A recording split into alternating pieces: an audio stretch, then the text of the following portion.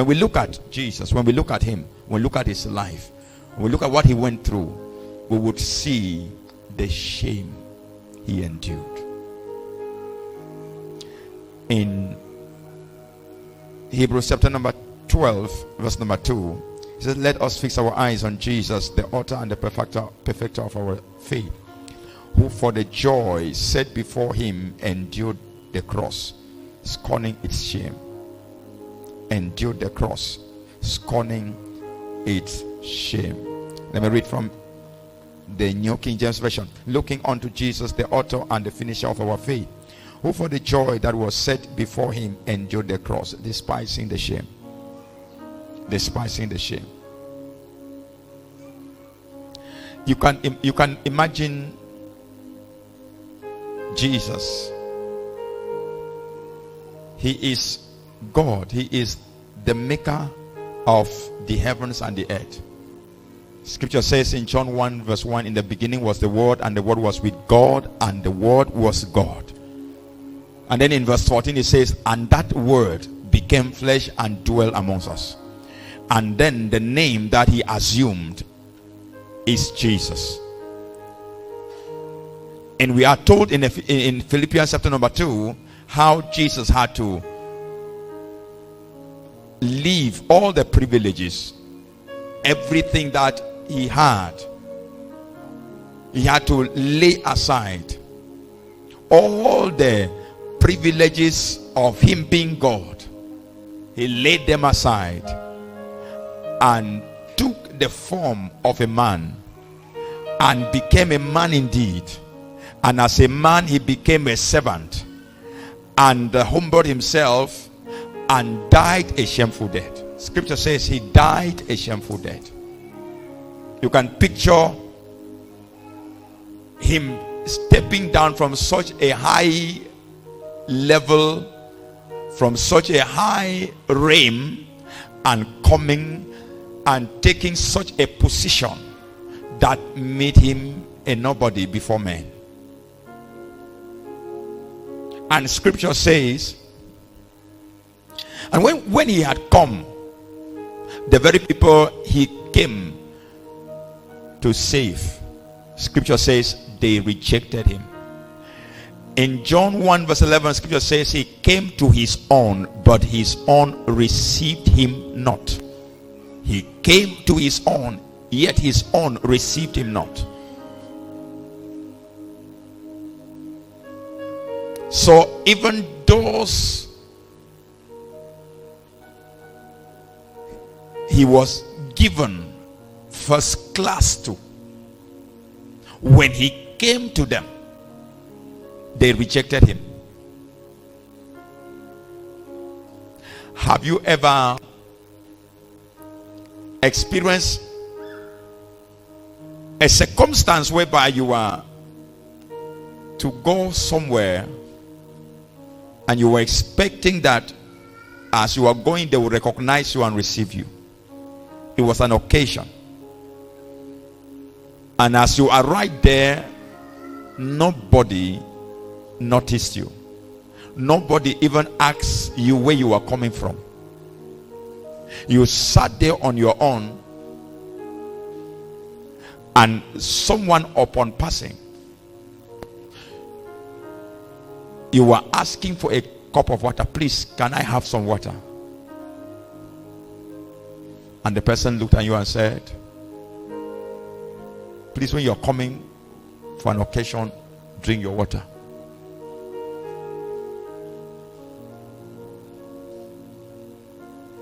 And you were sent to that occasion, and it was expected that they will receive you. You can imagine how abased you can feel from inside.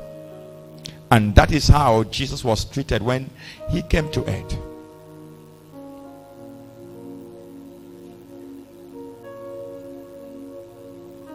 But he endured it. He did not allow that to make him to feel like giving up. He endured all of that. In Matthew 27 from verse 28, Matthew 27 from verse number 28. Matthew 27 from verse number 28. I want us to see something here, the verse says, and they stripped him and put on him a scarlet robe. And when they had plaited a crown of thorns, they put it upon his head, and a reed in his right hand. And they bowed their knees before him and mocked him, saying, Hail, King of the Jews! And they spit upon him and took the reed and smote him on the head. And after they had mocked him, they took the robe off from him and put his own raiment on him and led him away to crucify him. You can imagine the things that they began doing to him. It says they stripped him. They stripped him, meaning they had him undressed. You can imagine who he was. When he came, he went about doing good, healing the sick, casting out devils, working miracles. The same Jesus who changed water into wine, the same Jesus who multiplied 5 loaves of bread and 2 fishes and fed 5,000 men, women and children not counted. The same Jesus on another occasion multiplied 7 loaves and some few fishes and fed 4,000 men, women not counted. The same Jesus who raised the dead, the same Jesus who cleansed the lepers, now is before a people that are just doing with him the way they please. Have you pictured yourself getting into a place and you are arrested without your permission? As if it was a joke, they began to remove your dresses. And who knows who were the people who are there? Maybe you are a lady and there are men looking at you.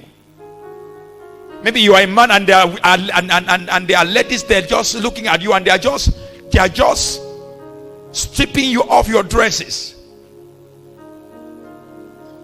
You can picture the shame. And some are thinking, is this not the man who moved about preaching and casting out devils? Is it not the man who raised the dead and multiplied food and people ate? What has become of him?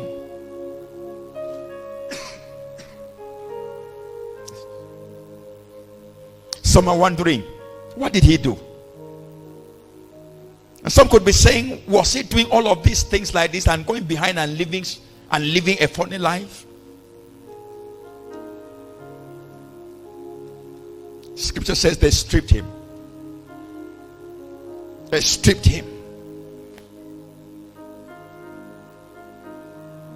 I think one of the most degrading of all things is when you've been known as a hero.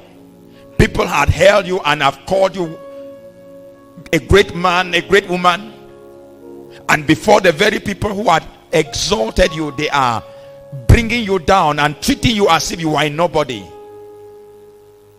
They are making it look like you are a nobody, and you are right there stripped naked before men and women. Who knows whether the mother was standing, because Scripture says the women followed him. Who knows if the mother was standing there and seeing the son stripped naked? Who knows if the disciples who could still stand? What about his brothers? What about the ladies whom he had reached out to them? He was stripped naked. And then to further make the mockery more pronounced, then after stripping him naked and making him look like a fool before men. Then they took the garment, the kingly garment, and then they put on him. They took the kingly robe and put on him, and began to do what I would call the first class kind of mockery.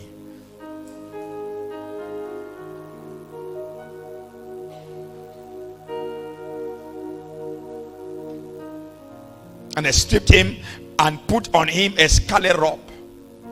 And that was not all. When they had put on him the scarlet robe, they went ahead to put on his head a crown of thorns. They took a crown. They took this. You know, there is a flower that we normally call it Christ thorns. When that flower, when the thorns of that flower pierces you, it's really painful. And I'm wondering and I'm thinking why that flower is called Christ thorn. It looks to me like it is the same thing that they are saying they wrapped and put on his head.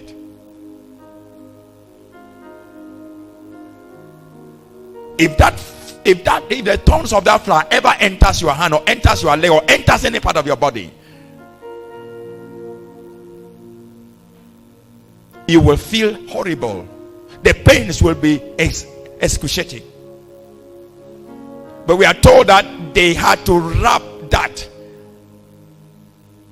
and then they called it crown, but the crown was made of thorns. What a mockery.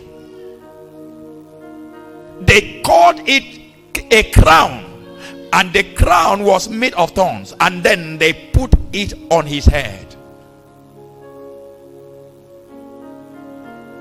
They put it on his head right before the very people that he had gone about healing and working miracles. Right before them. How do I know that it was before the very people? At the time that Herod, Pilate would say, well, I've not seen anything wrong that this man have done worthy of death. All right, I will flog him and then release him. Scripture says a crowd shouted, crucify him, and release to us Barabbas. And the Bible said Barabbas was a criminal. Barabbas was a killer. They preferred a killer. They preferred a criminal to the one who came and went about doing good, went about healing the sick, went about working miracles, went about doing what normally could have been praised and rewarded. But this is what he received.